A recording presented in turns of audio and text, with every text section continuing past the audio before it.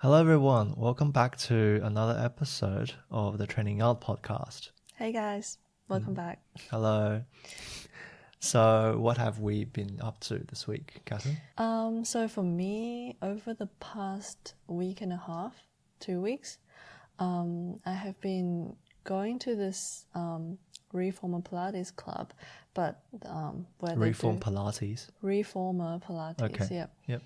But they do more than Pilates. They also have so yoga classes, online classes, functional training, which is like mix of cardio and strength, bar, and Bar in terms of also bar pole? is literally. So bar is like the ballet bars that you hold on to. I was thinking of the pole dancing.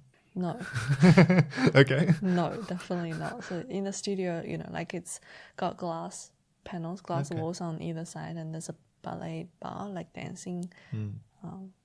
And that's called bar, and it's actually quite tiring. It's the exercise that surprised me the most because I thought it was. Would it be tiring? Yeah, it's so tiring. It's a full-on workout. It's a bit like, so I don't know. You probably are not familiar with this, but there's this popular series of exercise videos on Bilibili, and I think started on YouTube. By I forgot her name. Basically, like she's a ballet teacher and she does these ballet exercises, and I feel like it's very similar to what we do in bar. It is literally very like it's non-stop. Like once you lift,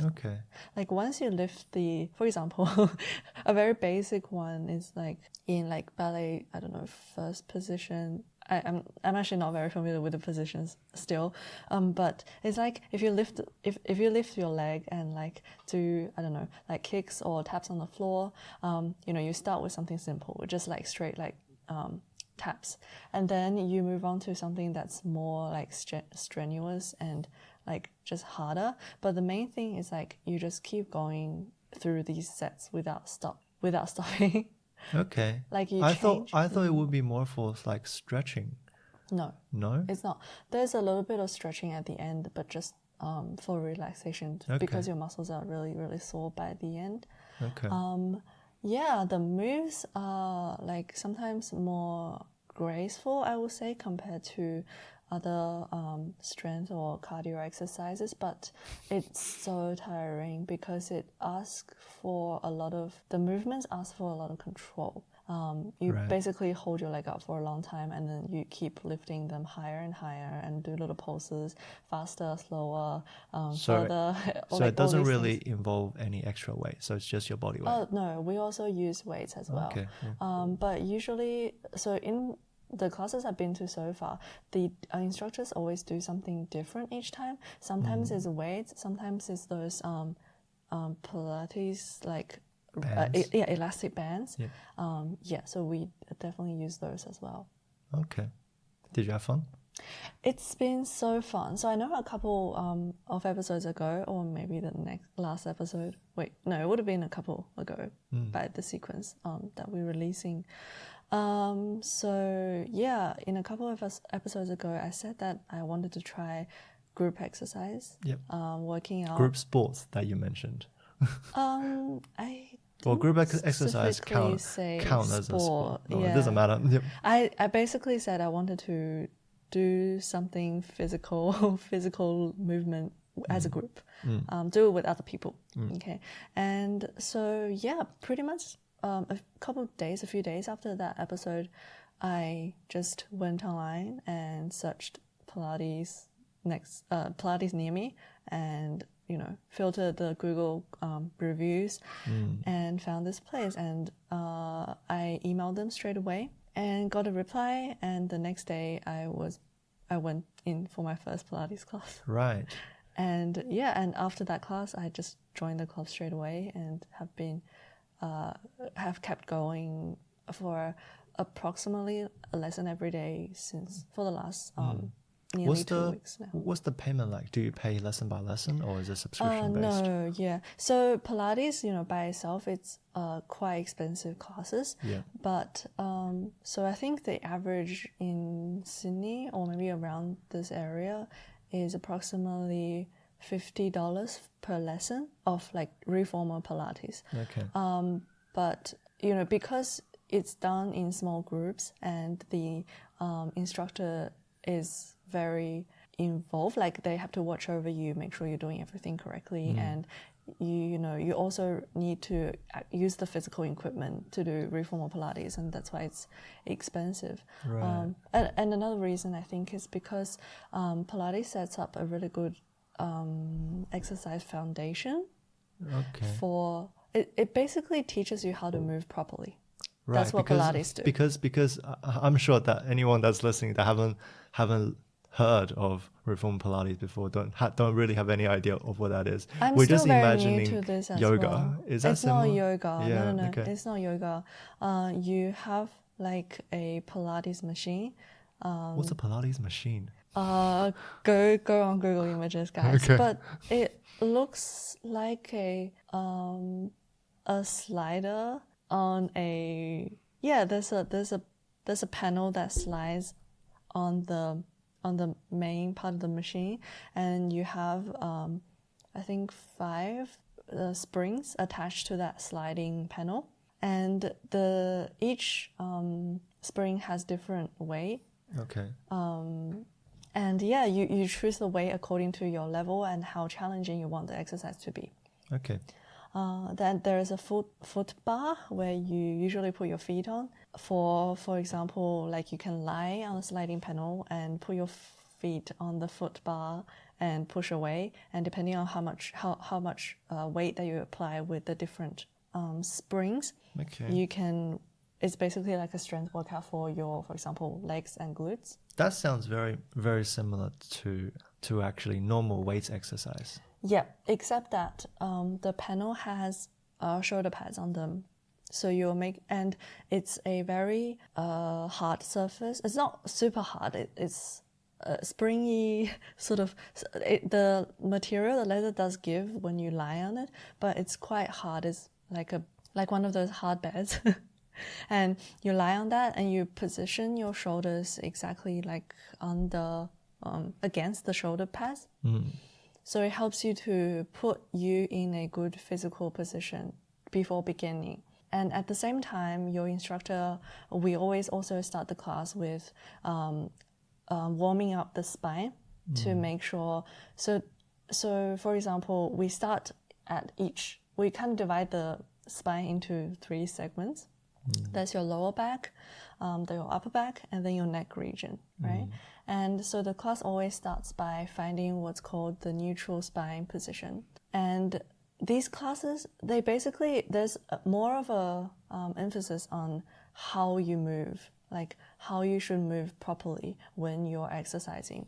And as you practice these more, you begin to just incorporate these into your daily lives and your other sports or exercise routines. Right. And this is supposed to help you strengthen your core, stabilize your bones and your muscles. I don't know how to say it properly, but you get the idea. And the most important thing is to learn how to move properly so you don't injure yourself. Right. And it also helps to build a really good posture, especially through your spine. You haven't really answered my question. Is it expensive? Yeah, so like I said, it's expensive because it's quite it takes a lot of energy for the instructor to teach you these things, Okay. and you have to use a machine.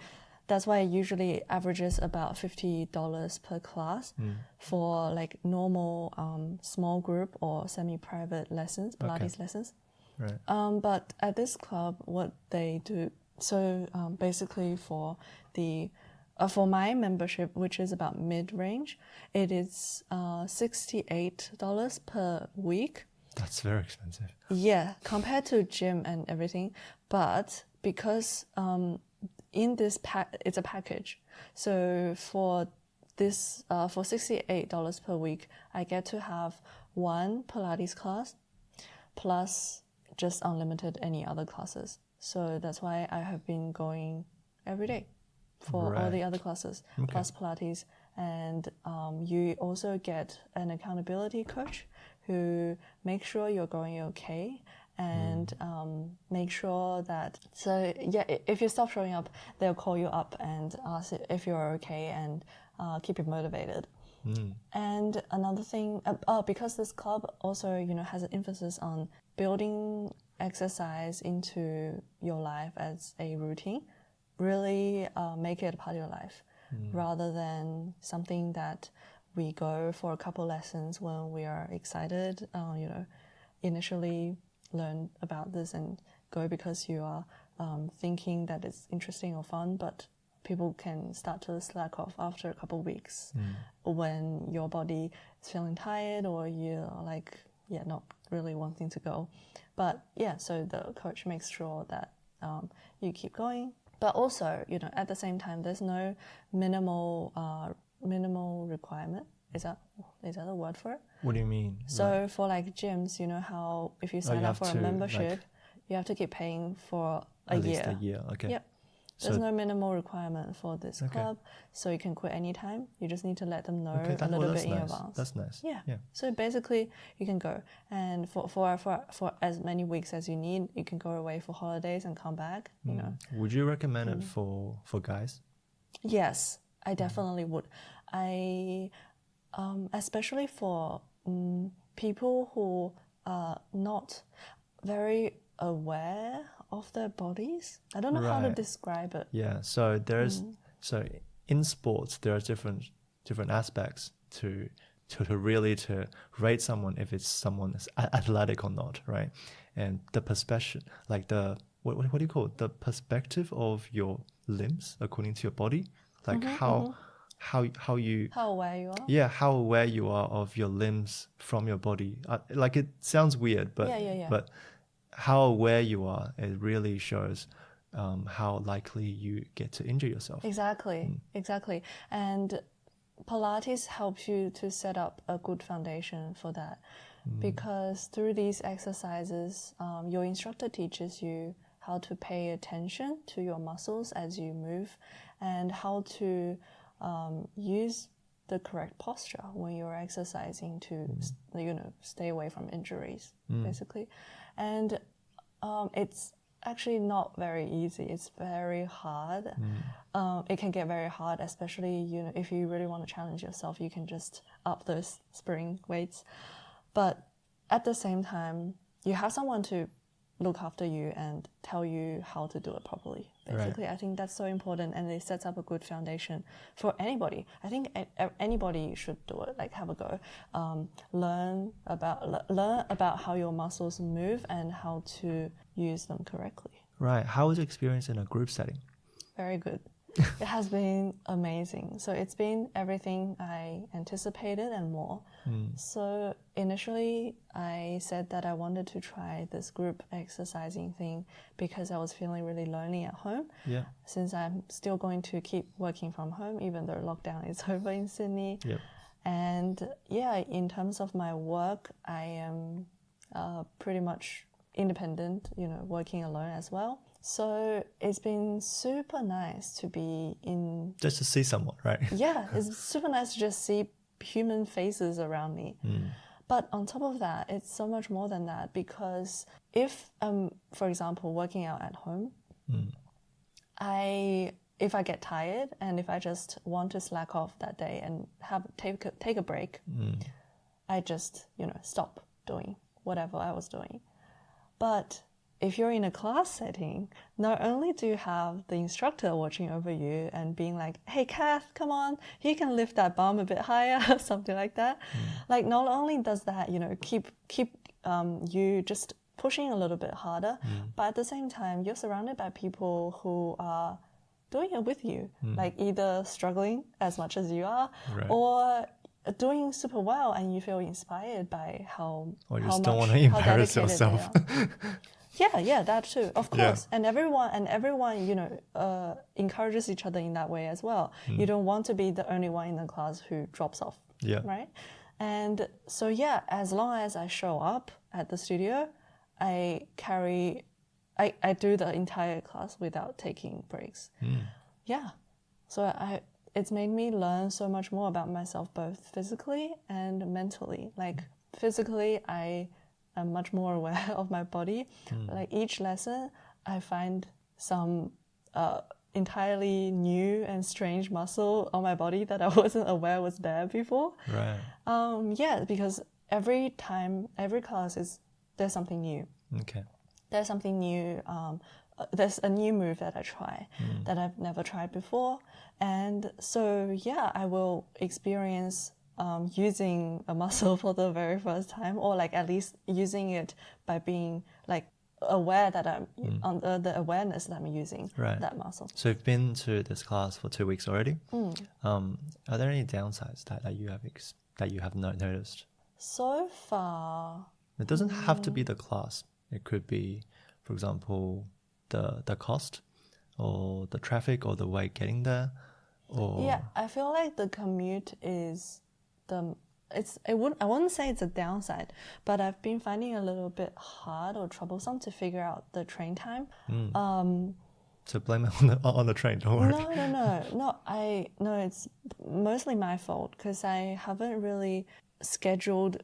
I'm just unfamiliar with calculating the train time and how long it takes me to walk to the train station and then walk to the studio after I get off the train, and also how long, like when are the train times. I used to be really familiar with the times when I went to uni every day, every morning at the same time, so I never really thought about it.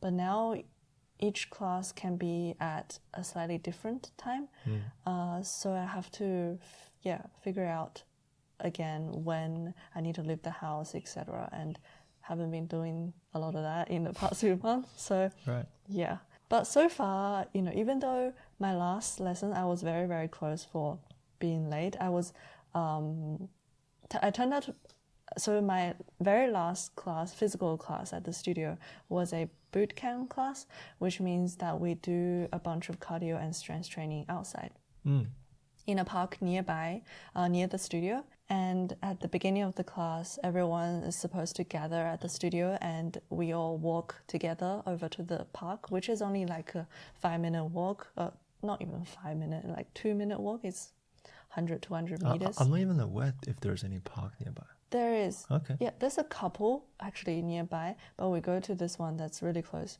We just cross the street and walk a couple more blocks. Yeah, and it's right there. But main thing is that, in Chatswood, can I say where we live? we live near Chatswood, that's fine. Yeah, so in Chatswood, a lot of the street lights, because it's the street light is on Pacific Highway, so it takes a long time for the light to change. Okay. For passengers. That's not a passenger. Walker? Pedestrians. Yeah, pedestrians, that's the word. Yeah, for pedestrians, the light takes a long time to turn green. So I ran to the studio and the group has just departed, but because of the annoying traffic light, I was a few minutes late and missed the warm-up exercise, but that's fine. Still, yeah. Because I think it's really helpful because you always hurt yourself. Like, you're not really aware of your arm when you... Oh, you think... You're saying doing Pilates should be helpful for me? Yeah, because you always hurt yourself. Like, you hurt yourself more than I do. Yeah, I guess. Yeah, like you always bump your elbows into stuff and you always bump your hands. But more aware, I think maybe even if... because in PE class, we were like in PE class in high school, we were actually taught that that spatial recognition part for your limbs, like where your limbs are situated when you don't have eyes on them. It's very important. I think I'm still it's going to take me a long time to be very aware of my extremities, actually. But I hope that maybe in a couple months' time, I can have a better posture, especially when I work in front of desk or when I'm sitting and walking. I can already notice, like not as frequently as I would like, but sometimes when we're walking or sitting down, I just notice how the position of my spine and try to open up my chest a little bit more. Like it's not as frequent as I would like, and of course ideally I should be in that good posture all the time, but hopefully, yeah, with more practice, that's what the goal is. Right. Yeah. Sounds nice. We can Yeah. come back after a few episodes and see how you go. Yeah. And the people side is amazing. Like the members, especially those that go frequently. So people I've met a couple times, either because they are, doing the same classes and have the same schedule as me, or because they just go a lot very frequently. They are so nice. They're very encouraging. They know that I'm new, but they don't act like I'm new, and also they encourage me. Like the first time so the week before, for my very first boot camp class, I was a little bit doubtful. So I was just hanging around after the Pilates that I had that morning, and I saw the group gathering before they walked down to the park. So I said to the Pilates instructor, can I come and watch the boot camp people? And the boot camp instructor was amazing. Her name's Eliza. She's like, yeah, come along. And my Pilates instructor was like, hey, Cath, do you want to, just grab a mat and grab a medicine ball and join them? They're really nice. You can do it, blah, blah. And I was feeling a bit doubtful because I thought it was going to be quite intense. But so I was like, oh, no, it's okay. I just want to go and see what's going on. And maybe I'll join next time. But as soon as I followed the group down, one of the members was like, hey, you want to just join us for the warm-up? It's just a warm-up. This is the easy part. And she lent me her mat. So everyone's supposed to bring their own mat for these classes. But because, I didn't bring anything, she lent me her mat straight away. She just shuffled over and be like, hey, just come here. So I straight away just got down on my knees on the mat, and she just used her towel instead as a mat. Yeah, so I was like, oh my gosh, she gave me her mat already. I'll at least just do the warm-up, it's so nice, and I don't want to bring even more disruption to this flow and routine. And of course, I ended up doing the whole thing, ended up using the medicine ball that the instructor was demonstrating with. And yeah, boot camp has become my thing, apparently. Right, yeah. Because what I notice is that when you train in a group setting, you always push yourself a lot more, because you don't want to be the one that's dragging everyone down, even though then they themselves might be suffering the same thing that you are already. Exactly.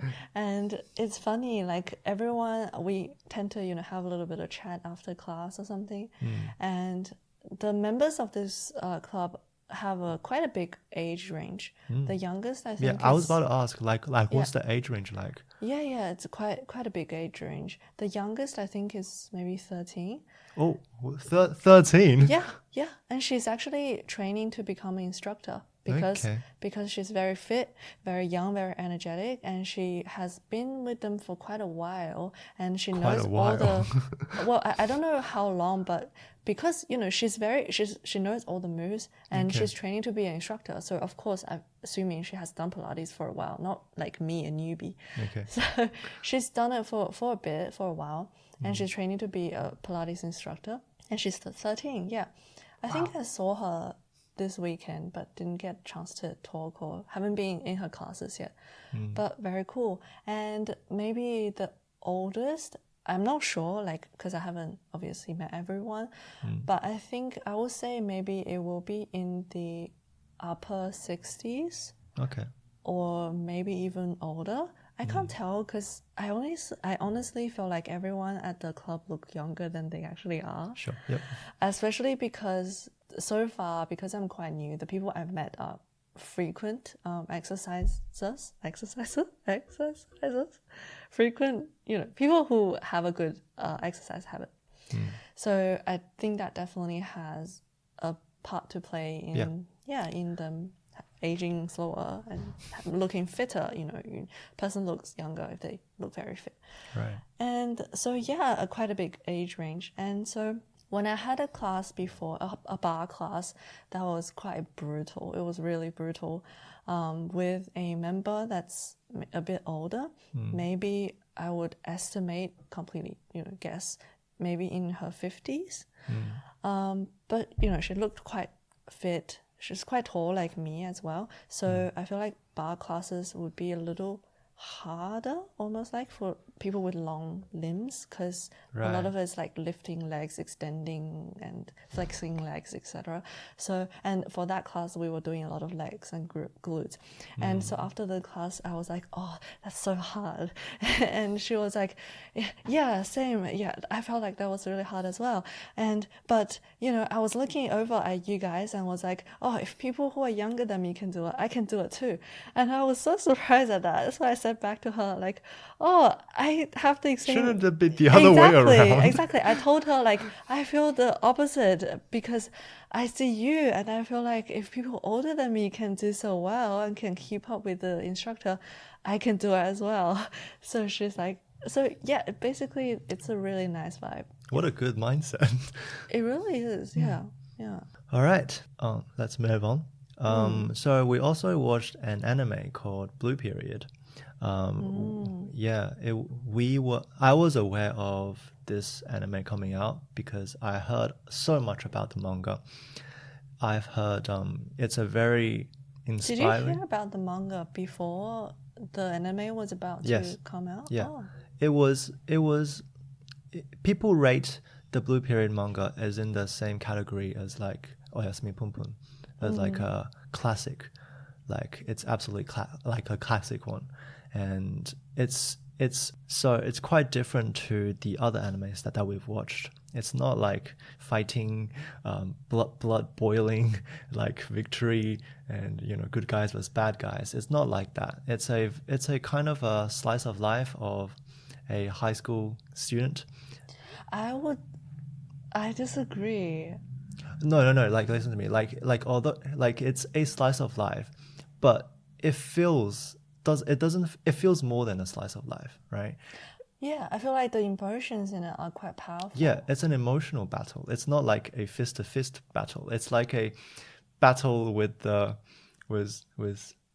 entire like the mental side, as well as on how the protagonist is looking for in life. Yeah. So do you want to give like a general idea of what the anime is about? I think you should do it because I got introduced by this from you. Yeah, I haven't watched the manga previously. Read the manga. Yeah, read the manga previously. But the general gist of the story is that like a boy in Japan, he is quite smart. But high school. High school student. He is quite smart, but his outer appearance seems to be like a very hipster guy and like a cool guy who doesn't really study and supposed to have bad grades. But he's really smart. He really had good grades. Say that's what I wouldn't say the character is portrayed as that because there was a deliberate like the author was deliberately trying to introduce that kind of contrast. I think the idea was actually that the boy tries to follow all the rules. So he doesn't actually have his own personal identity. Okay. So he tries to follow the school rules and therefore he does what he's supposed to do in terms of academics. Okay. So he does put in the effort and that's why he has good grades. Okay. But at the same time, he also follows the social standards, the social rules, and hangs out with those people. That makes sense. And and therefore he has that cool, vibe. He's a popular kid at least, or do what the popular kids do and drink and smoke and watch ball games, etc. Yep. And he doesn't even like drinking. Exactly, really. Exactly. And that's how he feels about studying as well. Yep. He just follows all these rules and to him, his life is boring. His life is black and white. And everything changed until he saw a painting. And he ended up really connecting with a painting. And he wanted to learn the painting. Do you not remember? I thought it's not because he saw the green painting. It's because he did his first painting. Don't spoil it for others. Don't spoil it for others. This is in the trailer. No, let's not spoil it. Like if people want to watch it, like they can watch it. So the main gist is that he wants to go. He got discovered exposed to art. like he discovered that he really likes art. Yep. And he wants to go to art school for university. But the problem is that most private schools are really expensive, and his family is not wealthy at all. So the only option for him is to go to Tokyo University of Art. And that is really the most competitive school in the entire Japan. I think it's called Tokyo Art College, right? Or Tokyo College of Art. I think it's on Tokyo University, though. That's why it's very But it's okay. Anyway. Whatever. Yeah. Okay, Art but college. but yeah. So it's really describing on his journey from no experience with art and trying to improve and get into the most challenging and most competitive school in all of Japan. We are only up to episode 3, but how do you like it so far? So far, that's all that's been released so far, Yeah. right? And I feel like so the way that we describe it as a training arc towards Tokyo Art School, it sounds as if it's a bit of a shonen jump, that kind of vibe, but it's not really totally not. different. Yeah. It's totally different. There is no like blood boiling music. There is nothing like that. Everything was calming. Everything was. But there are a lot of stuff that was explored that we felt quite. It was really unique. deeply emotional to me as well. Yeah, it's just very emotionally powerful as opposed to. It's very introspective, I would say, on the character. So that's the main thing that was really special about this anime. Right. So the next part is going to be a little bit spoiler. If you want to skip it, sure, that's fine. So we're going to talk about how we really felt of the first 3 episodes. If you want to skip it, maybe skip it for, I don't know, 10 minutes maybe. Let's just keep going. Okay. So I really which is your favorite part? I can say my favorite part first about the anime. Go. Yeah. So my favorite part is actually when his friend turns out to be a transgender. Like that really blew me away. Yeah, you didn't even get it. Yeah, when she I was like, spoke her lines. so he's a boy. Yeah, because I think the line was like he said what every other guy would say. So Yeah. so the guy because we weren't aware that this character was a boy because he dresses up like a girl. Yeah. And he then is portrayed as being very flirty. Yeah. Like flirty goes girl, goes on to date a lot of guys or tries to date a lot of Yeah. guys. And then we discover that he is actually a gay male when he was basically rejected by one of the guys that he was trying to dating with. And the line was like, At least he hugged you to say goodbye. no, that's not the line that was. There was a line that you laughed, and then you realized what it means. But but the line that you laughed about was where I realized it's a boy. Okay. So I thought you were so rude for laughing at that No, line. I didn't really get it. Yeah. But like for 0.1 second, I thought, oh my gosh, Tianyu, how dare you? And then after that 0.1 second, I was like, oh, okay, Tianyu just hasn't gotten it yet. I'll just let him go for another 10 seconds and let him catch up. But I forgot what that line was.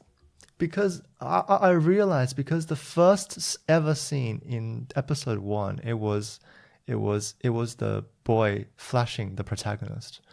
And did you not remember? Do you remember that scene?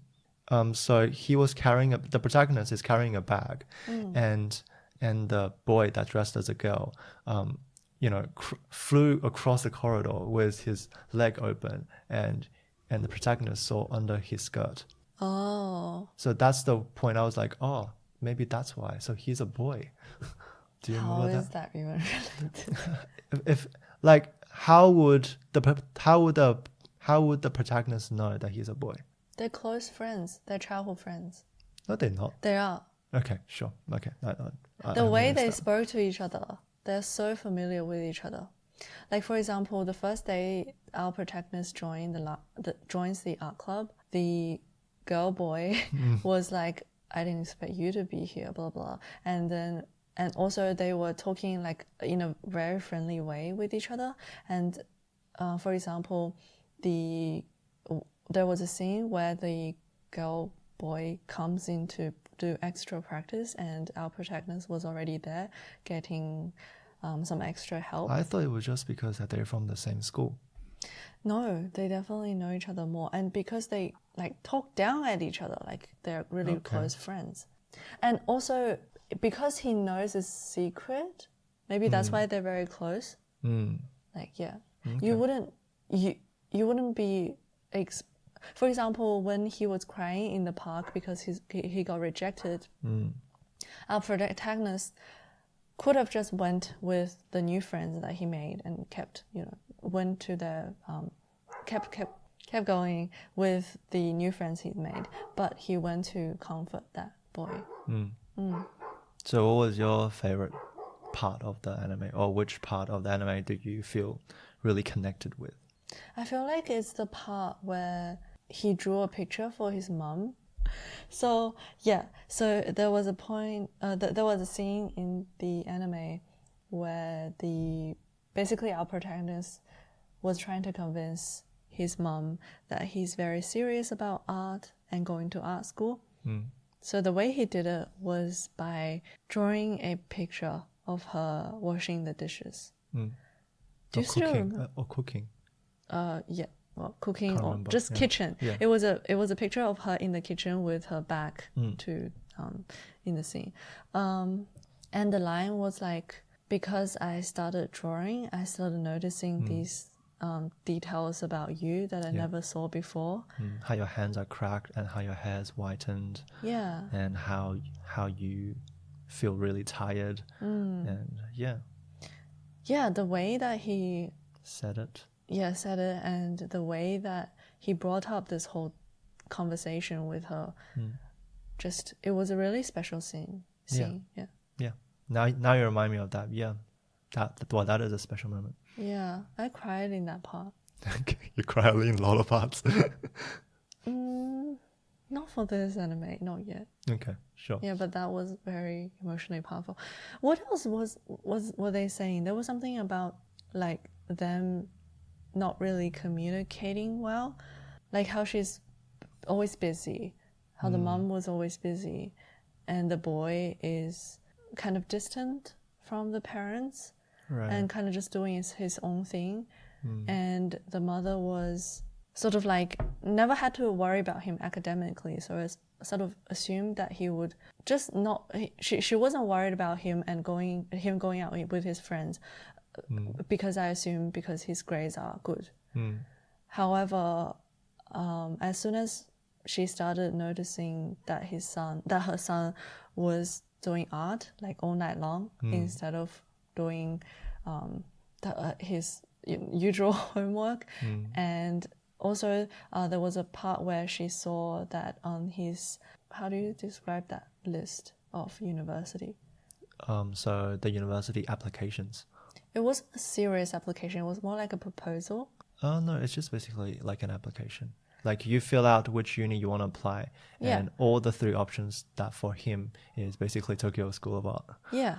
It wasn't a serious application, because for an application, it's the things that we need to put into an application. That was just a sort of like a goal list, a wish list. Okay. And when she saw that he only wanted to go to art school, she was just really caught off guard. It's really surprising, right? Because her son really didn't really try to pursue anything in his life previously. Well, she doesn't know that. Yeah, she doesn't know that. So I feel like for the mother at that point, it was a lot of feeling of disconnection. Like she doesn't even know what his son is really thinking. Yeah, exactly. And what his dreams are. Yeah.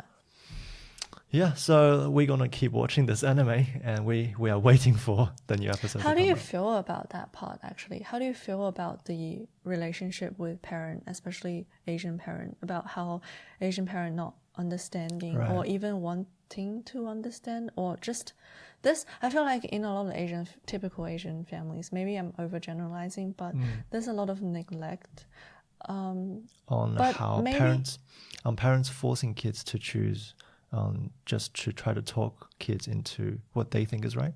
What you mean? Is that what you mean? Not only that, but just a lot of they don't get to know the kid as an individual. Okay. They don't really look into who they are Right. as a Because person. for me, my parents and I communicate quite frequently, and we actually communicate quite openly.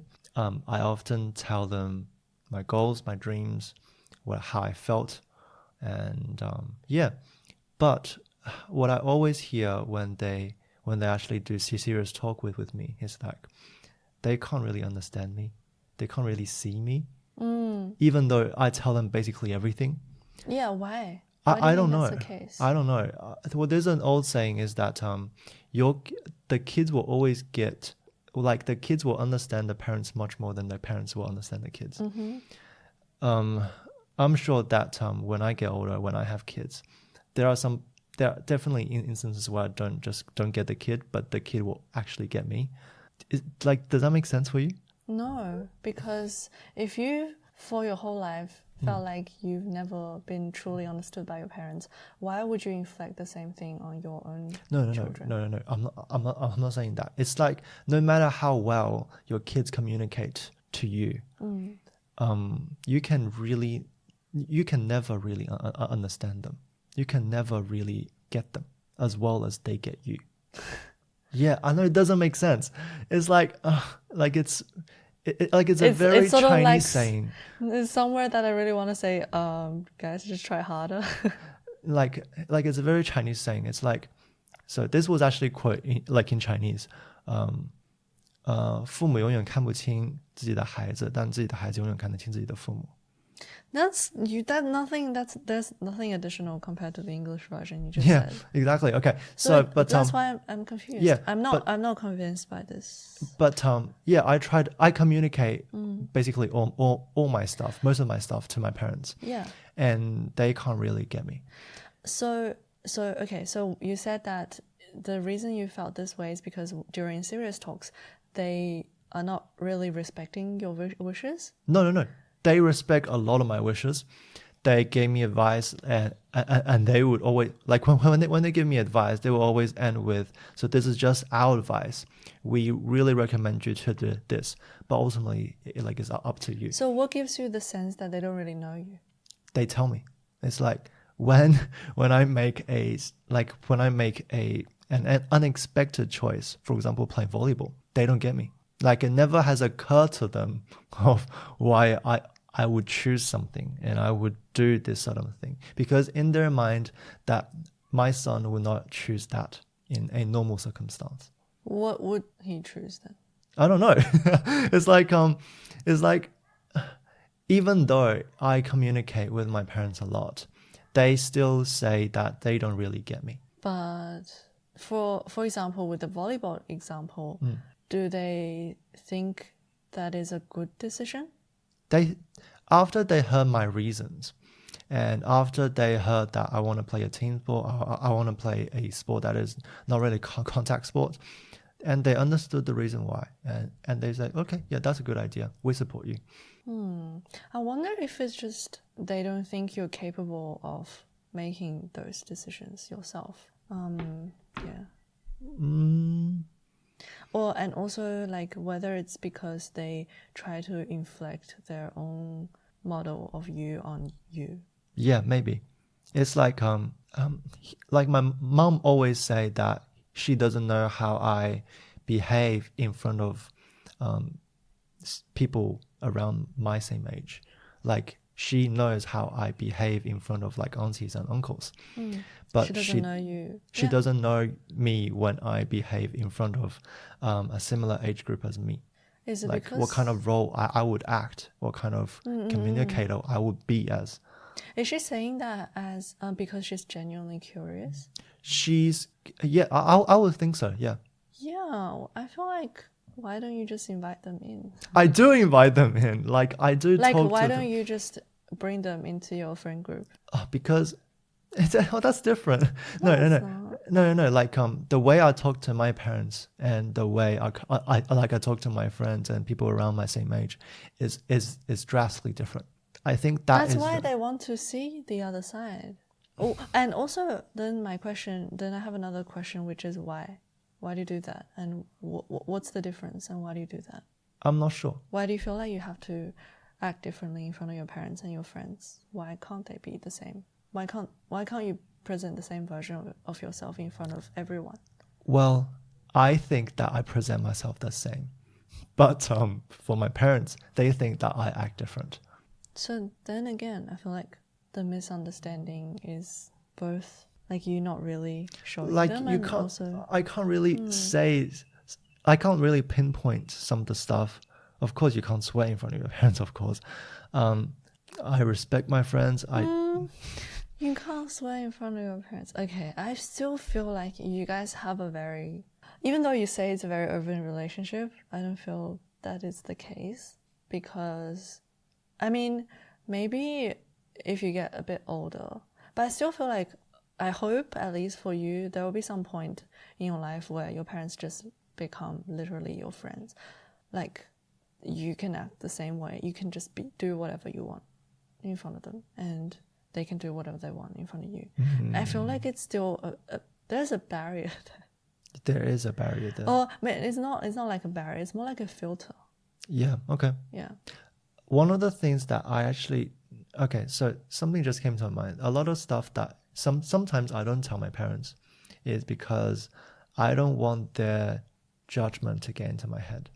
So you feel like they judge you? That's what Asian people do, because judgment is not even a word in Chinese, because that's just what we do. Look, like if you like as soon as you say who you are to an Asian auntie, to a Chinese auntie, they will, as soon as they know you, they will start to judge you. And judge is not even a word in Chinese because it's so deeply embedded in the Chinese culture. Okay, then my question is, so what if they judge you? For example, like I told my dad I wanted to play volleyball. And do you know what's the first thing what he said? You play volleyball? Okay, and so what? No, like I know sometimes I don't really care, but a lot of times, because my parents are two of the closest people in my life, and how the kind of recommendations that they give me means a lot to you. Yeah, it means a lot to me. So have you ever told them? Yes, I have, and it's very hard for parents at their age to change their mindset and language, right? So I don't expect them to change. It's very hard. Okay. So yeah, well, I guess then it's okay. Yeah. Yeah, you don't have to be best friends with your parents, I guess. Yeah. Yeah. What about you? And it also, but now I feel like maybe this open relationship, it feels very oppressive because you can't, they don't truly see you the way that you want them to. Okay, so a very interesting point is blocking out your parents on a 朋友圈, for example. Social media. Yeah, blocking out your parents on social media. Yep. Do you think that's like it's normal?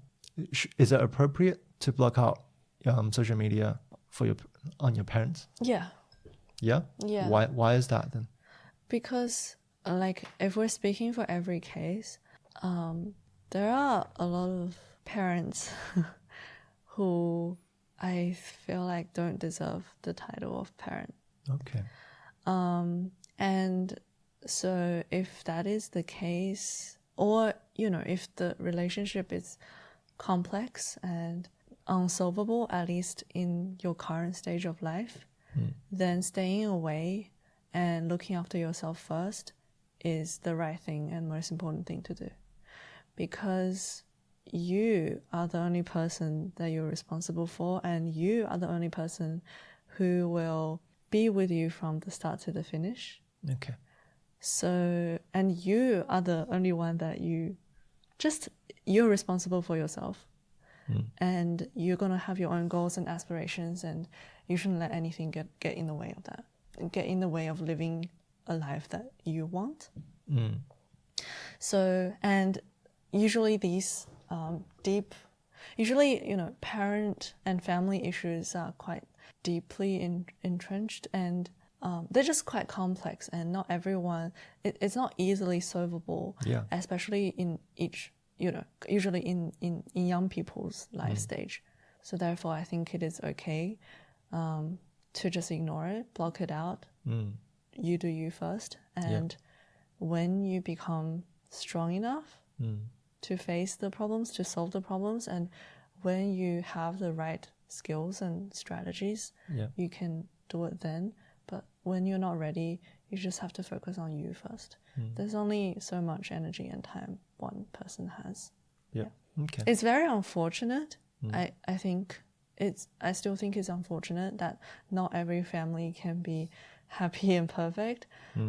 But as a person, it's just your personal growth is always going to outweigh your external relationships.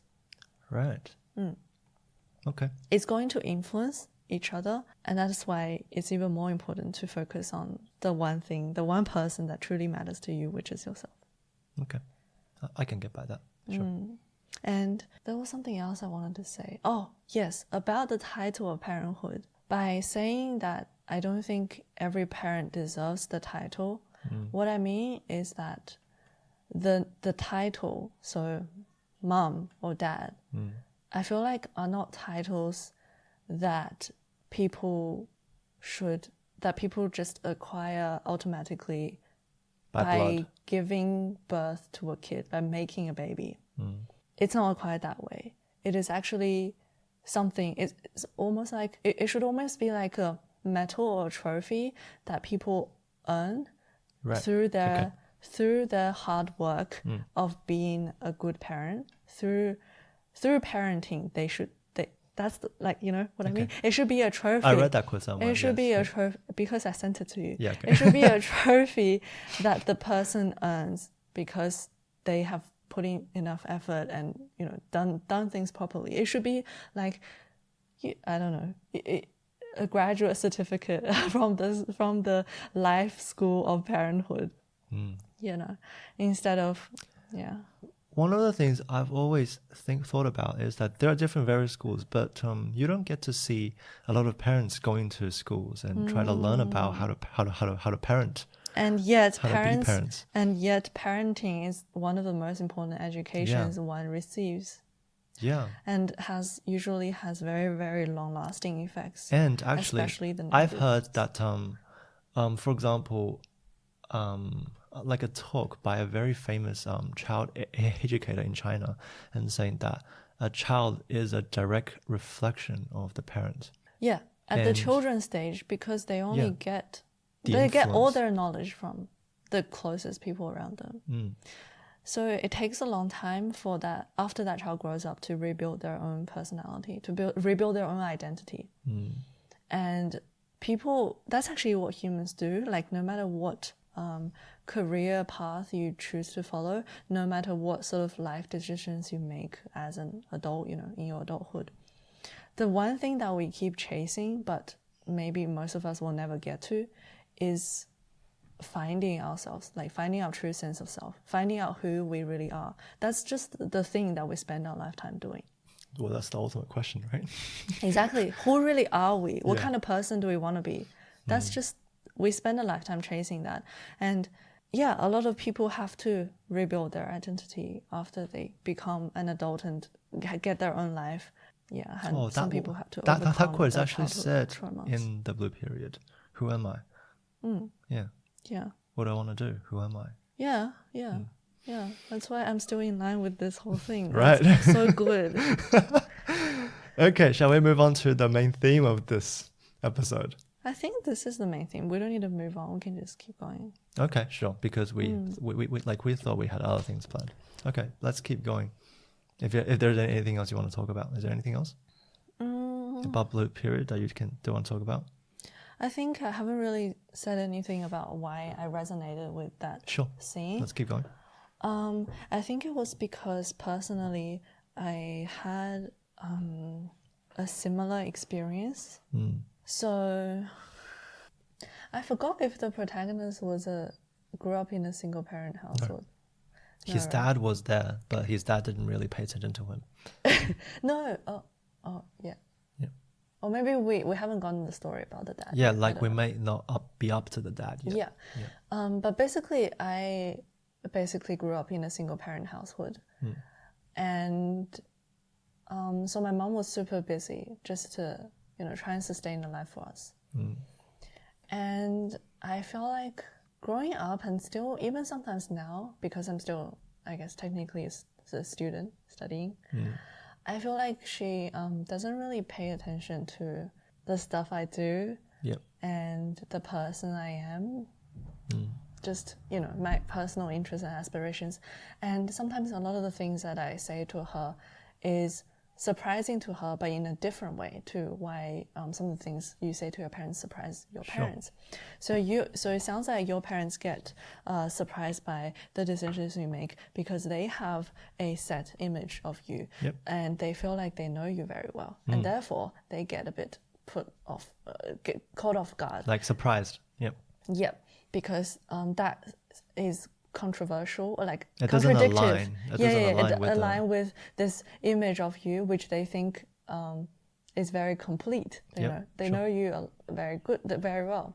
But with my mom, it's completely different, where she gets surprised by some things I say and some things I do, because her image of me is very incomplete, basically, in that sense. Okay. And so for a very long time, I'm the one feeling very disconnected to her. And I guess I still am feeling disconnected to her. But like I said, I'm trying to focus on myself at the moment and just build my own life, still trying to discover my identity, getting better ideas. But, so much has changed for me over the past few years, basically, since I moved away from her. And just try to rediscover who I am and what I want to do, etc. I got a little bit lost on what I was trying to say, but basically that scene really resonated with me just because of the disconnection I felt between the protagonist and his mom. It wasn't the fact that that he noticed how old. Of course, I noticed that too. Because that was one of the things that I noticed when my mom came back. Noticing those things, for me at least, really like strengthened the feeling of disconnection, because I become aware of how much time was missed coming back, your mom. Yeah, so I first noticed because I get to see my mom and dad pretty much every day. And sometimes my mom will go back to China and finish off her work. So my mom was really pretty. Like, she was considered like a very pretty girl back in her young days. And so she's still very beautiful now. Yeah, but like, there's this saying is that your mom was once a girl, but when you get to see her, she's already a woman. Already a mother. Yeah. So I've never considered my mom as a pretty woman, like she's my mom. Yeah, so from the image that I got from my grandma and my aunties, my mom was considered like the beauty. And I never thought of that, but yeah, after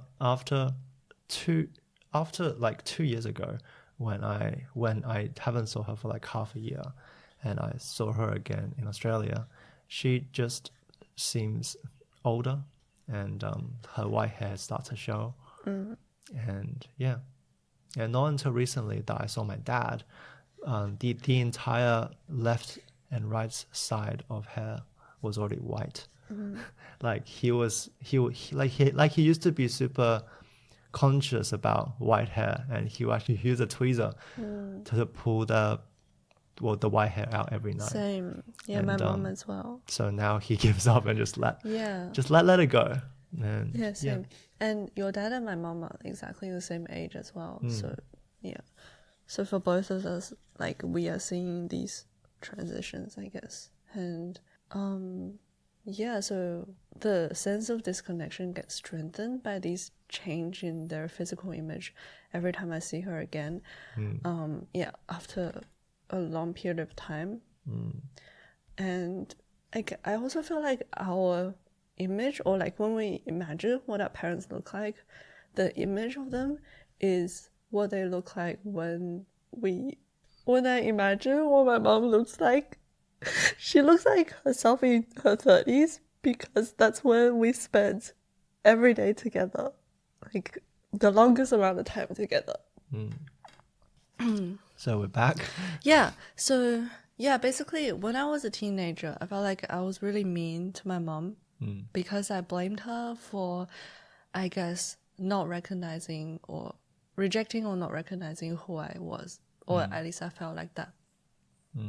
But now I completely understand that she just needed that time to be herself first instead of play the role of being Cath mom. You know how the saying goes, like, everyone has different roles, have all these different roles in their lives. Yeah. So yeah, at that time she just really needed to sort through her own stuff and make sure she can be herself first and not and therefore she just had less time and energy to be my mom, which is fine. Like, I completely understand and I've come over that.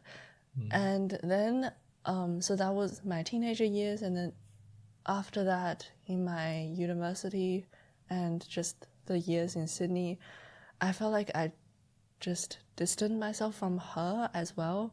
So now more like the other way, because same thing for me. Like, I went through a phase of my life where I needed a lot of time for personal growth. But just looking back, like how I was saying, when we imagine what our parents look like, I still imagine, my mom. So Catherine still imagines that her mom in her 30s because When I was in primary school in China. yeah. She's tearing up again. It's okay. It's a very sensitive topic. But I see her now, and yeah, it doesn't match up with the image, and that makes me realize how much time has gone by, and how big of a gap, is in between us. For me, when I imagine my mom, I can imagine her at every single age because I see her every day. And I can make out the difference between when I was in my primary school and when she is now. It's quite like the difference is quite large. Yeah, I can as well, but I remember every detail, like the most amount of details. Yeah, when I was young. Yeah, shall we move on to a... But I'm not saying I regret it in a sense. Like, I just really resonated with that scene because it was a lot of overlapping concepts there. Right. But I felt like, I don't regret anything that has happened, because if it happened, it happened. And I still think I would have done what she did. And I still, I still would have made the same decisions, because at the time she just really needed that time for herself. And also, I, in later years, needed that time for myself as well. So I don't regret anything. Things that has happened. Yeah.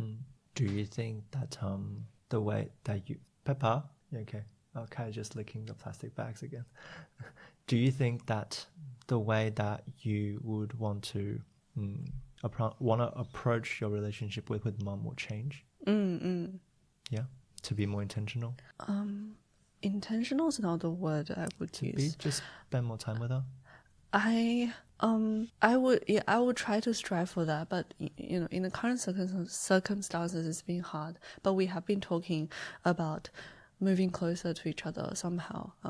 But it's going to be a slow progress, just given the circumstances and the complexities with her work and my studies and just all these random things in life. But one thing that has significantly changed already is because I've lived away from her and really just learned a lot more about life. and myself, I have become so much kinder to her, and I see our relationship in just with a new perspective. Right. That has changed so much. Yeah. So you appreciate her a lot more. I wouldn't say a lot more because I always appreciated her, Right. actually. So, but it's kind of like I let my blames took over the better parts of me. Okay. Like, how do I say this? Like, I appreciated her. I always appreciated what she did for me. But I kind of, because I was so desperate for her to appreciate me more, to know me more, to recognize my like who I am as a person more, that I let that blame took like cover up the appreciation when like just between us in front of her I let that resentment cover up my appreciation and love which was under. Right. Okay. Makes sense. Yeah, and now I can let that resentment go. Yeah. So it's not that I appreciate her more, but just that I hated myself. I can't say I hate myself for being mean to her, but I guess I do regret. But at the same time, It's okay I to couldn't have regrets. No. It's more like at the same time, I don't see how anything could have changed, like how I could have not have been that way. Like I couldn't see a way out of it, even if I look back on that situation now. Yeah. Okay. So that's why I can't use the word regret. Because regret is like, I believe in that situation I could have acted differently. Right. But I don't believe that. Okay. Yeah. One of the things that my dad said to me, because my dad and my grandpa's relationship has always been very tense, because both of them had a very bad temper. And whenever my dad has the chance, he will always choose to live in school or live outside of the home. Because, you know, when my dad and my grandpa lived together, they would basically fight. Yeah, and my grandma was the nice one. So and the relationship between him and grandpa changed a lot when he first had me. And he learned on how hard, you know, parenting a kid, taking care of a kid actually is. Yeah. And Oh, yeah, I agree. I resonate. and I think that actually is very, very common in Asian, like in Asian families. Yeah. Because in Asian families, most of the time the communication is quite bad. Like the communication is not that great. There seemed to be a bad model that everyone follows in parenthood, where they just tell the kid to follow ABC. Yeah. And of course the kid feels oppressed, but at the same time, for some reason, the vicious cycle keeps going. Yeah.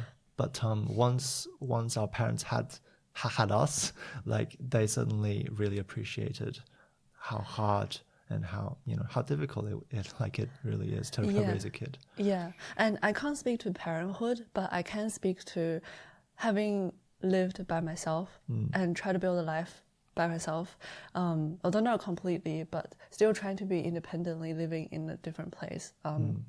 I have found that difficult, and, you know, after I overcome the challenges, I can see why my mom needed more time for herself instead of to be my mom. Right. And that's why, yeah. But again, you know, yeah, at the time I couldn't have seen this. So, shall we move on to a more? I have one more question for you. Sure, go on. So, after we first watched after we first binged the 3 episodes of Blue Period, you said that you resonated with the drawing part. Yeah, I actually did. And I wanted to hear more about it. Yep. So my dad's best friend, who he called himself as my godfather, but not really as a godfather. He is a professional artist, and he's like a art consultant for a very big company in China. And he knew me since when I was basically born, and he is classmates with my mom and dad. So they're all very good friends. And he first came to Australia a few years ago to travel, and he taught me how to draw. I didn't have any basic. I didn't take any art class or any sketching class at all. So he basically taught me how to sketch first. I was pretty bad at it, and because I see all those amazing sketches, and I really want to draw like amazing sketches. Because when I grew up, my art skill was not the best. It was definitely not the worst. It was just like a mediocre to upper level. It was like I can make stuff look great. I can build stuff that look great compared to other kids that had no training. But what my vision for my sketches and my paintings is like the professional ones. Yeah, why?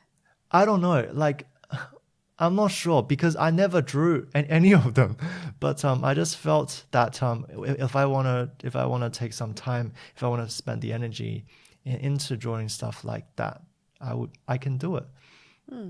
And when he first taught me about the basics of sketches, like about it, like I don't know how to say it, like the 3D, like the illusions.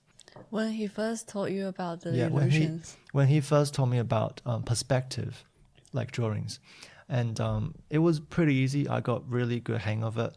Then he taught me a lot of the basics, like shading and stuff. It was pretty easy. But then once he saw me got all the basics right, he just like, now just start drawing. And What? Yeah, it's actually like not anything. Oh, it's just through practice? Yeah, it's just like the more you draw, the better you get. Yeah. So he asked me to go outside and took a photo of our house and try to draw the house. So I spent about 40 minutes on a very crappy drawing of our house. And it was, I didn't like the painting. Not the painting. I didn't like the sketches at all. So after 40 minutes, I showed it to him. He's like, yeah, it's not bad for the first try. Then he showed me his drawing of the house. He just, let me sit beside him. He finished the sketch in 5 minutes. And it was like this very classy, very, very detailed sketch that some of the details that I didn't even pay attention to, and some of the lines that on my painting were like, out of ratio, and everything just seems right on his sketches. Okay. And yeah, so I don't know. Like if I draw, like when I sketch a really, not a really bad, but when I did do a sketch that wasn't up to my standards, I get discouraged a lot. And I practiced sketching for a year. I didn't really get any better probably because that he only spent a holiday here for like a week, and then he went back to China. So I just practiced on my own. I didn't really keep it up like daily. So it was just like a once in a month thing. So 12 sketches a year. Yeah, so that's probably why. And I've always wanting to draw portraits. And portraits are some of the hardest to draw. And when I draw Ling Dan, it looks nothing like Ling Dan. And when I show it to my mom and dad, it's like, hey, do you know who this is? My mom and dad would try their hardest trying to guess on who this is. It was so difficult. So I was really kind of put off with. How old were you? I was in year 9. Okay. Yeah, when I first met my other best friend, who's now doing architecture, doing drawings all day. Oh yeah. Did you guys draw together? Yeah. And at the time, he really liked my drawings, and I really liked his drawings. But I didn't want to show him my practice exercise book because it is absolutely hideous.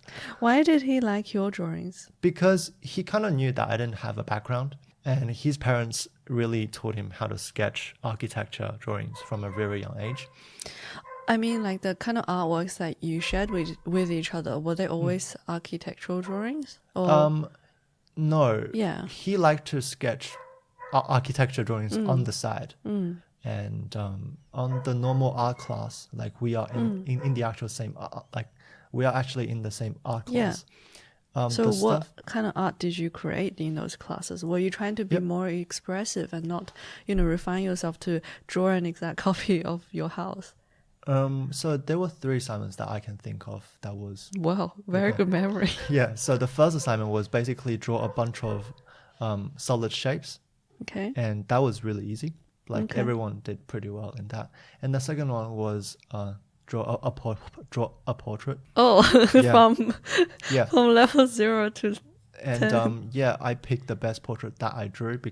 That was, edited by by my Godfather. yeah, and yeah, and yeah, well, and the third one, it was a sculpture, a sculpture for a candle case, like What's a candle case? like a lantern where you just put the candle inside. Oh, okay. It's like what do you call those? A ceramic one? Okay. Yeah, like those that you have to burn in a furnace one. Yeah. Like a terracotta one. I can't remember.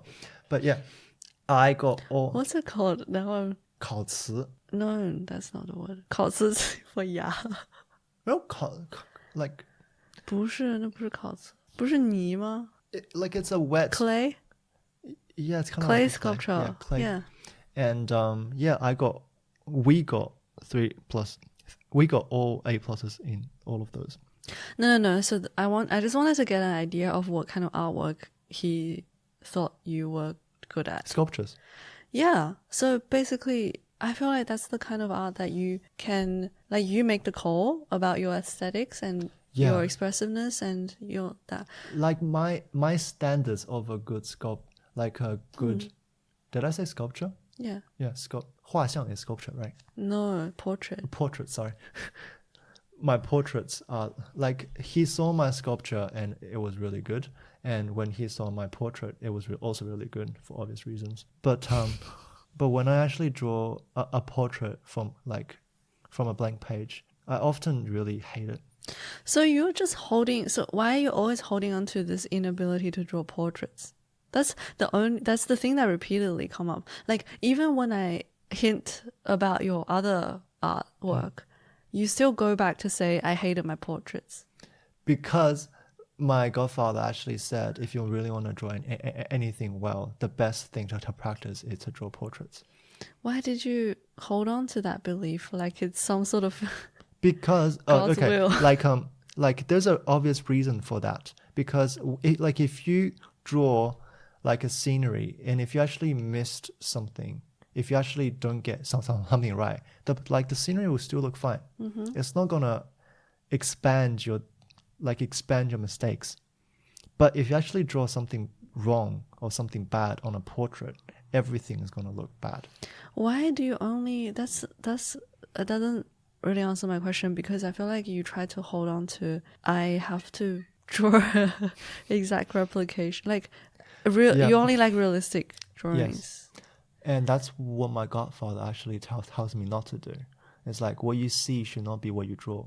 What? Yeah. He's contradicting himself. No, like you don't have to draw an exact thing that you see. Yeah, you should be able to create art that's meaningful to you. Well, that's what camera's for.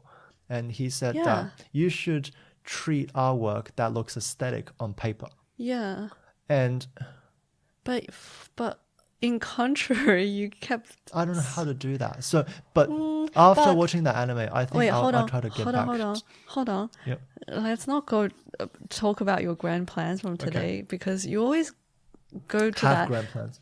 Yeah, you always jump to that kind of thing. You always want to set up some sort of schema for yourself to follow. Like, I can do this. I'm gonna. I don't know. It's like you're gonna conquer yourself and conquer your weakness, but you always jump to that kind of plan without dissecting what is the problem here. Okay. For example, I try to mention about your other artwork, right? You say they're very good, but you just skim over it. You're like, oh, okay, I did a sculpture. It was good. And then you go back to talk about how discouraged you feel about portraits. Like, I thought there was something, like, did you enjoy making that sculpture? That's I enjoy making the sculpture. Did you enjoy creating artwork that was more expressive and less accurate? How do you, like, did you feel anything different about creating artwork that's not trying to draw an exact photo, not to draw a photo of someone? I guess not. Yeah. Because I've always had this thing in my head that if you're a good drawer, you can replicate what you see. Then why not just use a camera to replicate what you see? Because that's not cool. You didn't really create that. You just press down the button. Okay, so basically your standard of skillfulness is how accurate you can replicate. I know it's a very bad. I know it's a very bad one, but yeah. But what if you were to disregard it? Would you still be wanting to create art that's just expressive? It's like what? Like create things that are not the way we perceive. Like draw your feelings. Draw how you see things. I'm not going to pretend that I really know about all those art. So what happened with the process of creating the sculpture? Like, did you have something to replicate, and that's why you think you did well? So you just replicated something you saw and made that yours. Yes. And how's there any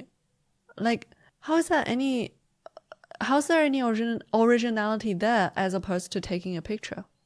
Okay, I think one of the biggest things that original is as you're a kid, the things that you make, what you consider original, is definitely not going to be the best in the end. Why? Because I can see that in my art class, a lot of students that actually did original stuff end up receiving bad grades because they didn't look good. They didn't look good by what kind of standards? By teachers. But the teachers gave me a high grade because they felt that my design, which was not original, all this design that was not original got high grades because it was made by a professional. Yeah, basically. it was professional and you just copied it. Yeah, exactly. I don't think that should have been valued. And I think those people who actually chose to create their original artwork had a point. Like, okay, so what if I didn't get an A+?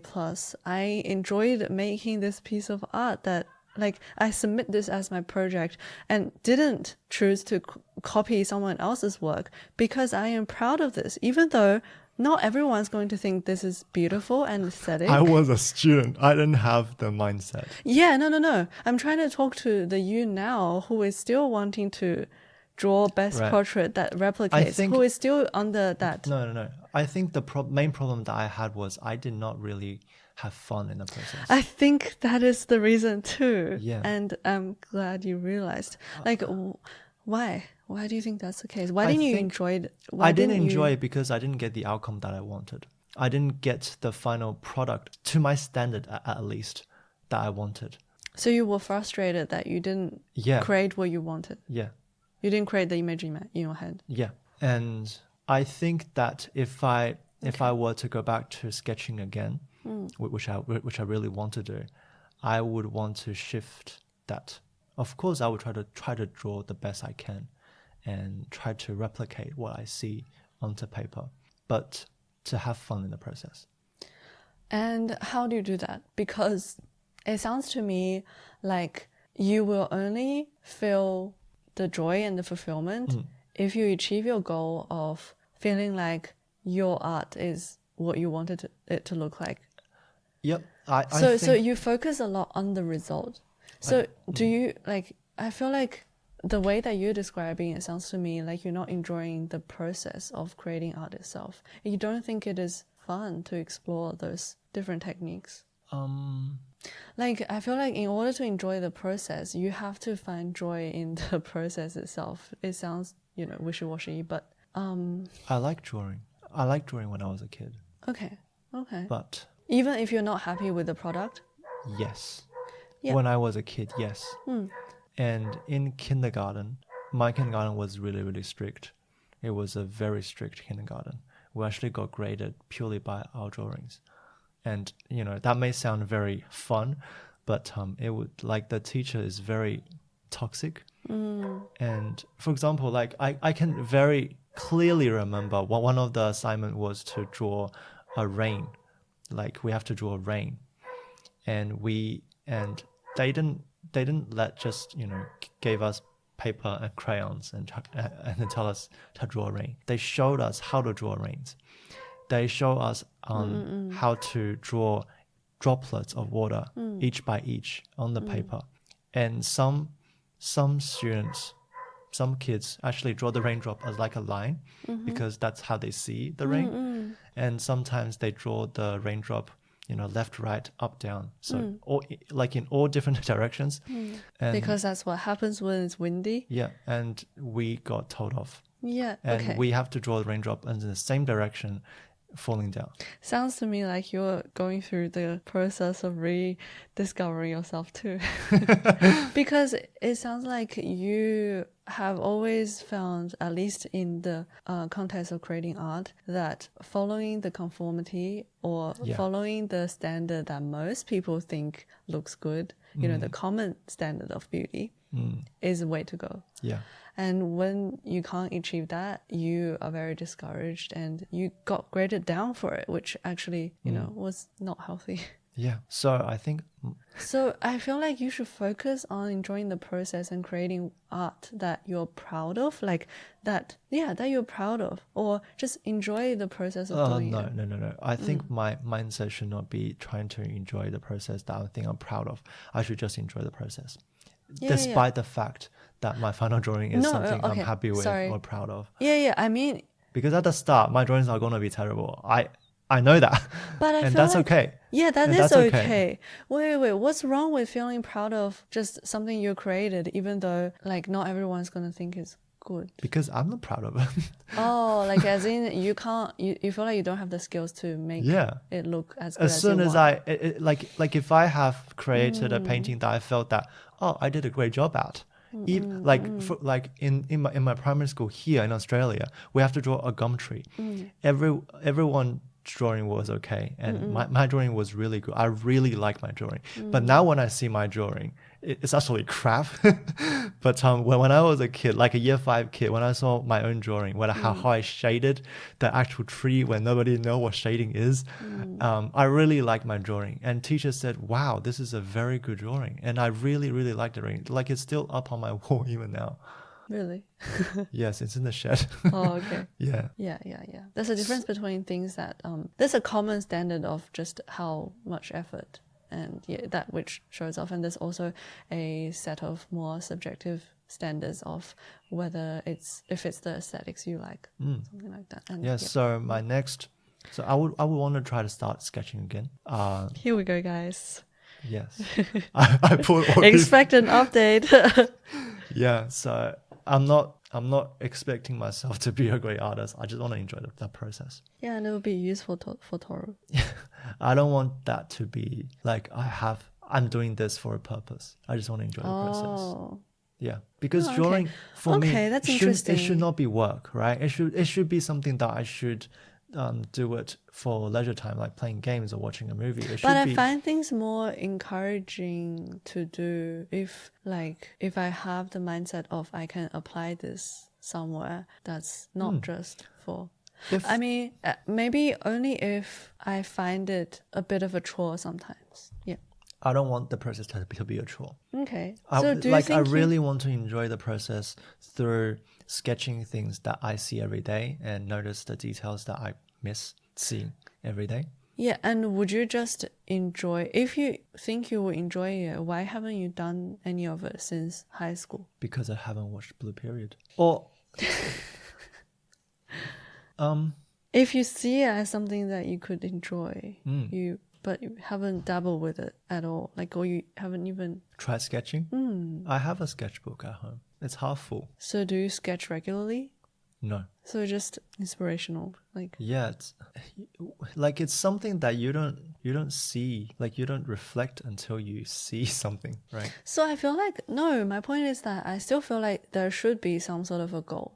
Otherwise, you don't try to improve, and you wouldn't, if you just do it for enjoyment, if your goal is only enjoyment, you wouldn't do it if you don't feel like it. Okay, sure. Let's make it a rule that I will sketch 1 hour a week. Okay. That's not that long. It's not about this kind of goal setting. You know what to do. It's about blocking out the time. Yep. All right. Do you have any insights of the week? Insights of the week? Yeah. Sorry. It's a little bit of, copyright, but a lot of people do this. It's not really copyright. Come on. Just any insights. I feel like we talked about a lot of insights in this podcast already, but there is something that You can start if you want. Yeah. There's something that this whole conversation reminded me of, which was, so in this week, like I told you off this podcast as well, that I have listened to, I think, 4 episodes now, or in the middle of the 4th episode of the podcast called Deep Dive, created by Ali Abdul. Listen to them back to back because I just thoroughly enjoyed it. And it came as a little bit of a surprise, and I made this a point to recommend to Tianyu as well, because I felt like, so listening to these interview kind of podcasts is not new to us. For example, we are fans of the Tim Ferriss show. So it felt as if, listening to interviews of great people is kind of, we're kind of over that. However, I discovered that this new podcast by Ali is actually just so fun. It's very educational. You can find something valuable in each of those episodes, but it's just a fun conversation to listen to. What makes it more fun than the Tim Ferriss show, for example? I haven't reflected on it enough because I don't want to make it sound like the Tim Ferriss show is not fun, but I'll say that the Tim Ferriss show is not fun. It's more insightful and helpful. It's more educational. But there are fun moments. There are fun moments, but that's not the overall atmosphere, the overall tone of the whole thing, right? Because after a Tim Ferriss show, like a long Tim Ferriss show, you feel tired because you keep reflecting on, which makes them more valuable. They keep, like, you have to keep thinking about the stuff that they talk about. And because usually in Tim Ferriss show, each episode there is something that you haven't heard of before. Unfamiliar with. Or something that, we interact with every day. For example, like technology, like Amazon. There's stuff that you don't know behind the story and how they start up. That's why it's cool. But also because Tim Ferriss tries to make it educational and valuable for everyone. So, assuming people who are listening to it are actually really interested in learning it, which we usually are, when we pick up episode and listen to it. But because of just the sheer amount of content, I think, especially new, unfamiliar content for us as young people who, what do we know? We don't know shit. But just because of the amount of new learning that happens in it, and the overall tone is slightly more serious and educational. I think that's what makes the Ali's Deep Dive episode more fun, because it so far all the interviewees are young entrepreneurs. I think the at least average age is a lot younger than Tim Ferriss show interviewees. Is that the name? Interviewee? Interviewees won't be interviewee. Younger, and so it's just a conversation between people who are 20 something, then basically, so it's more lighthearted, I think. And the other podcast that Ali does is called Not Overthinking. He always, like, he and his brother always had this goal that he wanted the podcast to be not easy to listen to, but helpful. But when I actually listen, it is so much easier to listen to than the Tim Ferriss show. If I'm on a day where I feel tired and I don't want to listen to a very deep conversation in the Tim Ferriss show, I just hear Not Overthinking. But because for the Deep Ferriss show, for the Tim Ferriss show, you have to focus. Have to give it a lot of attention to understand what the hell's happening. Whereas Deep Dive is more lighthearted, and there's a Q&A session from the audience, which is, and Ali's audience is also young people.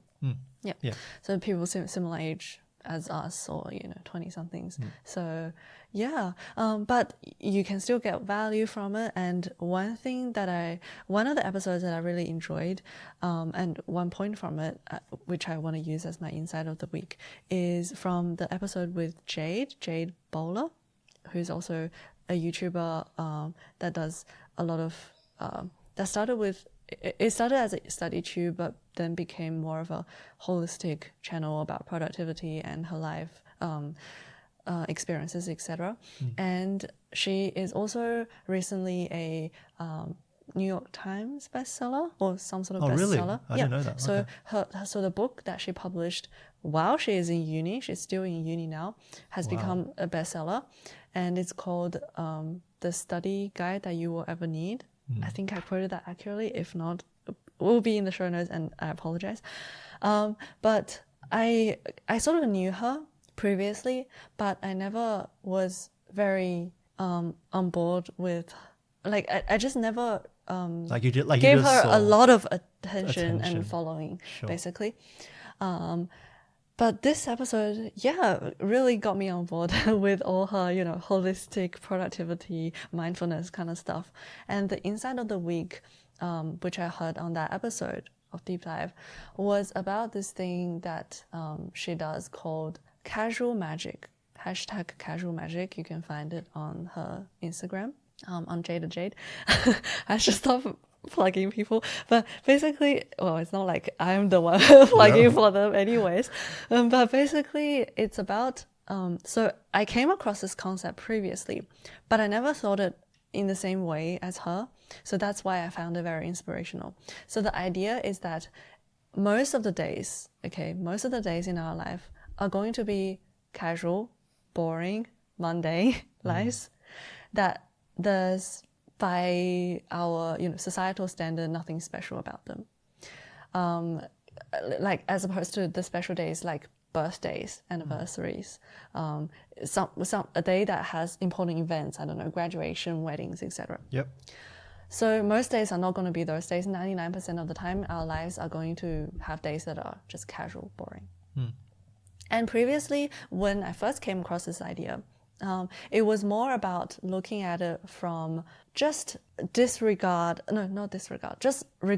your life as being, 99% boring and just deal with it, suck it up. It's not going to be exciting. Don't feel sad that when you scroll on social media, you see people having great lives and everything, because most of their lives, just like yours, are going to be boring as well. It was kind of, I feel like there's a pessimistic viewpoint about this mundane living thing. However, casual magic is recognizing perceiving this from an opposite direction. That is, I feel, very optimistic and helpful for me mentally, which is the idea that, the #casual magic just tries to recognize something special and magical in everyday life, which sounds a bit woo-woo, but it basically asks you to be more aware and be able to recognize things that are special even in those mundane days, Right. which fills your life 99%, right? And you don't have to view it as if it's boring, therefore it's sad, I have a crappy life. But instead, there's almost always something in each day that you could feel more grateful for. Yep. For example, the day that I heard this podcast, I had a yoga class where one moment in that class, okay, so for a bit of context, I'm a person who never considered myself to be very flexible. So out of all the different kinds of exercises, yoga was, I always put on towards the bottom of the list, right? In terms of how good I am. But that day, but because joining this club, I have unlimited access to the different classes. And of course, I wanted to try yoga and just challenge myself a little bit, try something new. Yeah, because why not, right? Yeah. And of course, it's difficult for me at the beginning. I'm not as flexible. I'm not as aware of my body, how I don't have as much control. I'm not even that good at breathing. This is me. Hi guys, I'm Cath. But there was one moment in that class where during a thread the needle pose, which is when you extend your arm out, when you're on your knees and your palms, you extend one side of your body out, one of your arm out, and you twist it and you put that arm under yourself, and you lower that shoulder down and that side of your chin down, and just really relax into that pose and stretch out your shoulders and your back. So this pose I really enjoyed doing, first of all, but that day in one of those stretches during the thread the needle pose, for the first time, I felt like my breathing really, really synchronized with my move. And it just made that stretch maybe like 5% better than usual. It made like 5% better than usual, but for me, it was a 105% stretch. Does that make sense? Okay. Yeah. Like, so I'm not a person who's very good at yoga. I'm not very good at yoga.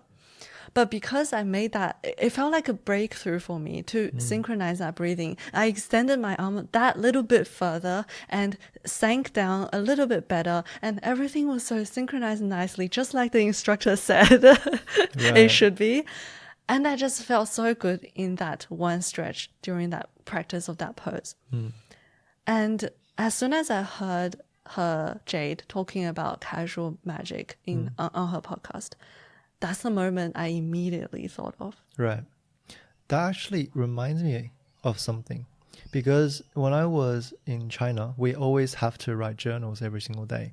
Oh, every single day, yes, to improve our writing. Okay. And a lot of students, including me, we thought that writing every single day, nothing would, special. It's nothing is gonna, everything, like not every day is gonna have a wow moment. Exactly.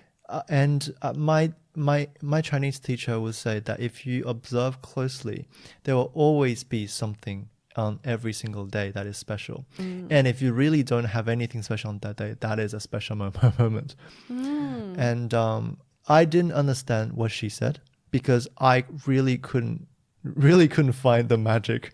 I sometimes have to make up stories and make up the experience that I had.